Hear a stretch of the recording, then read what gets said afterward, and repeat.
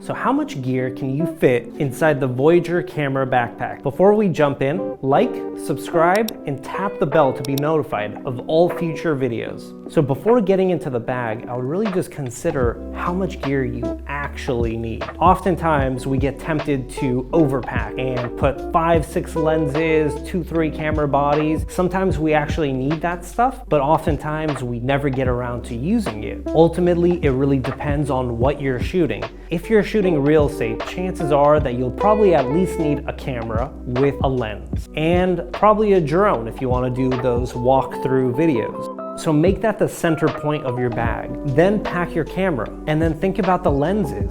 So do you actually need 3 prime lenses? Or can you get away with one really sharp zoom lens, which is gonna allow you to get really beautiful wide shots of the interior along with some detail shots. So that's one thing I would really urge you guys to consider before you actually start packing your bag. To learn about the essential gear that you should always take with you, watch our video right here in the card. Okay, so with that out of the way, let's get into the bag. So here's the inside of the bag. You'll see the padded laptop and tablet sleeve right here, and then you'll see the main compartment. So these are removable and customizable, so you can really tailor it to the type of gear that you normally take with you. So if you have a DSLR like a Nikon D750 and a telephoto lens, you can definitely fit that inside this bag. I'd recommend putting the camera up top, remove these 2 dividers so that you have space for that telephoto lens. The standard telephoto lens is about 7-8 inches in length. So that's gonna come to this point right here, but you still have space. So you can fit an additional camera body here. You can fit a drone and the accessories, some extra lenses here. So you can really fit a lot of gear in here. Also, you have space in the front pockets right here. So you can fit your battery case, cleaning supplies, anything that you need quick access to. You have a side pocket here for a water bottle or a tripod.